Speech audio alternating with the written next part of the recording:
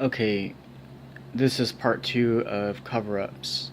So I didn't get to really finish what I wanted to talk about earlier. I had some random call which was really awkward and weird, you guys. And I'm going to talk about this actually in this video. Um, I've been getting a lot of restricted numbers and weird scam calls lately. And so I want to talk about how the do not call list pretty much doesn't exist anymore. Um, we're seeing more and more with the public that people are getting more intelligent about scamming people, um, almost to the point to where they can like make email accounts and stuff that look professional, and um, it's really sad. I mean, they have card readers too now where they can actually just scan your credit card like when you're like in the grocery store and stuff like that and get your personal bank information. Um, so I would be very cautious about what's happening right now out there. People will do anything to try to get your money. Um, and I mean, it's sad that we live in that type of an environment right now, to where people will just do anything that they can to get money. Um, that's why I disagree with the whole the job market is better right now and stuff like that. No, it's not. That's a huge scam too. I mean, that's just trying to make people feel better about what's going on in the government in Congress right now. Um, and what about all the other stuff that's going on too? I mean, all the protesting, um, and those people have a right to protest what's going on in our government. Honestly, I feel that way because it's just so unorganized. Nobody can agree on anything. Um, and the thing that they're covering up right now that's been pretty noticeable, honestly, but they just haven't discussed it on the news, is there are Secret Service agents who have not been paid in several months because they were told that there's not enough money for them to be paid. Um, that's kind of suspicious too, that we can't pay our Secret Service agents and FBI right now. What's going on with that? That's kind of strange too. Um,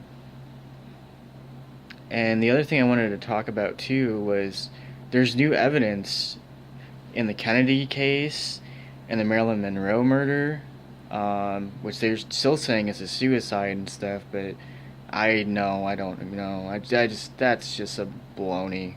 That doesn't make any sense to me. When you review the evidence and stuff like that about what really occurred the last few days of her life, and the fact that there's physical photos out right now where it shows her actually having a baby bump. Basically, she was pregnant at the time before she was killed. Um, so that doesn't make a whole lot of sense either.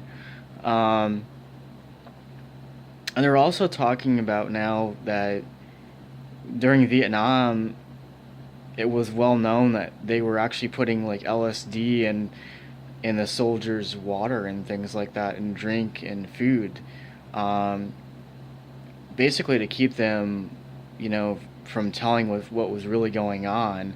Um, you know, Now they're speaking out against it, and they're actually having, you know, meetings and things telling people what really happened. I think that that's good. I think that we should hear from those people. We should talk to the people who were actually there on the ground, who witnessed what happened then.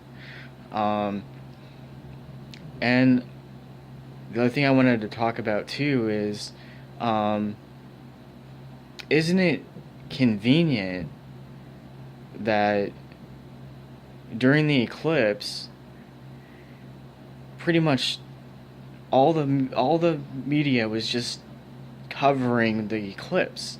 They weren't covering anything else that was going on in the country. And so that's kind of convenient too, that they were all just concentrating on that instead of what was really happening, you know, all over the country at that point in time.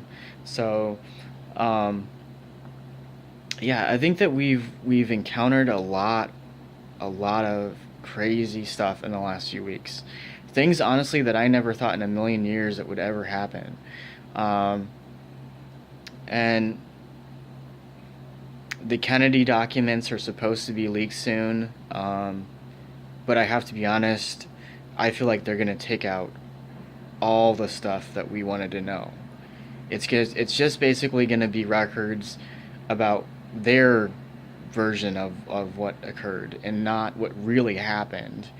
Um, and it's also convenient that witnesses who were at the assassination during that parade have been told numerous times, don't talk to the media, don't publish books.